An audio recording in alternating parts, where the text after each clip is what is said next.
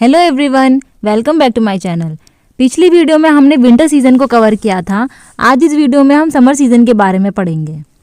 इस वीडियो में हम सिर्फ ये पढ़ेंगे कि जो लो प्रेशर एरिया है अभी वो इंडिया में डेवलप कैसे होता है, उसकी वजह से जो विंड्स चल रही हैं वो हम नेक्स्ट वाली वीडियो में पढ़ेंगे जिसमें रेनी सीजन के बारे में बताया गया है। तो जो समर सीजन है इंडिया में मार्च से मई के बीच में आता है। और समर आती क्यों है? क्योंकि जो सन की मूवमेंट है वो नॉर्थ की तरफ शिफ्ट हो जाती है। मतलब कि अगर अर्थ इस वाली पोजीशन में आएगी तो इस पोजीशन में क्या होता है कि जो सन की रेज है वो डायरेक्ट नदर्न हेमिस्फेयर में पड़ती है।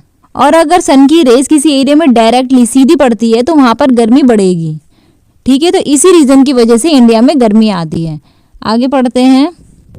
इस टाइम पर इंडिया में हॉट वेदर होता है और हमको टेम्परेचर में भी काफ़ी चेंजेस देखने को मिलते हैं मार्च और मई के बीच में।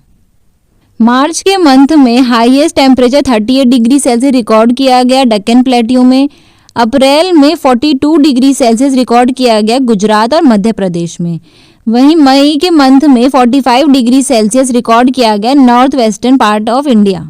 तो ये जो सारे वेरिएशन देखने को मिल रहे हैं हमको ज़्यादातर इंडिया के नॉर्थ वाले पार्ट में देखने को मिल रहे हैं, क्योंकि जो इंडिया का साउथ वाला एरिया होता है ना, पेनिनसुला इंडिया वाला, वहाँ पर जो टेम्परेचर होता है वो लोअर ही रहता है, कम ही रहता है। और वो हमको पता है ओशन की वजह से वहाँ पर जो टेम्परेचर होता है वो बैलेंस रहता है।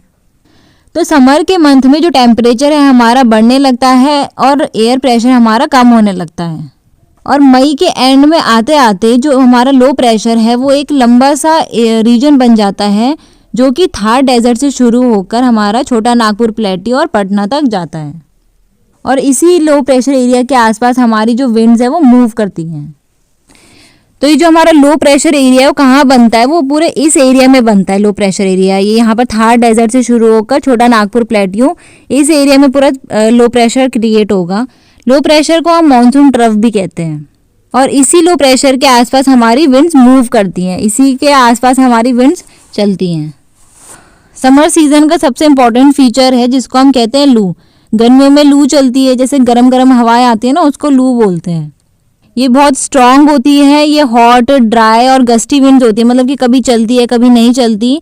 तो ये बहुत ही गर्म हवा होती है और ये बहुत ड्राई होती है। ठीक है, और ये इंडिया के पूरे नॉर्थ और नॉर्थ वेस्ट पार्ट में चलती है।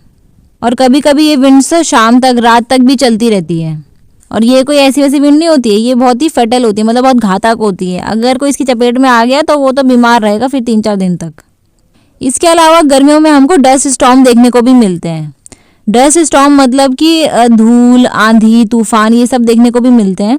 और जब ये आंधी तूफान आते हैं तब थोड़ा सा रिलीफ मिलता है, तब थोड़ा सा अच्छा लगता है ना, तो कि ठंडी ठंडी हवा आती है, कभी कभार से ठंडी हवा आती है और बारिश भी हो जाती है, कूल ब्रीज चलती है और थंडर स्टॉर्म भी आते हैं, मतलब कि बिजली भी चमकने लगती है और भारी बारिश भी होती है।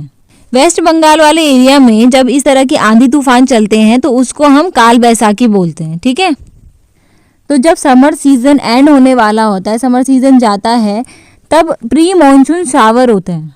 मतलब कि मानसून के आने से पहले जो हल्की फुल्की बारिश होती है उसको हम प्री मानसून शावर कहते हैं। इस तरह की शावर हमें ज़्यादातर केरला और कर्नाटक वाले एरिया में देखने को मिलते हैं। और इसी शावर की वजह से जो हमारे मैंगोज़ है वो पकने शुरू होते हैं। मतलब कि जो रेन होती है ना, ये हमारे मैंगोज़ के लिए काफ़ी फ़ायदेमंद होती है, इसलिए हम इन रेन्स को मैंगो शावर भी बोलते हैं। So that's it for the today's video. आज की इस वीडियो में हमने समर सीज़न को कवर किया। नेक्स्ट वीडियो में हम अपने रेनी सीज़न को देखेंगे। Till then take care and thanks for watching.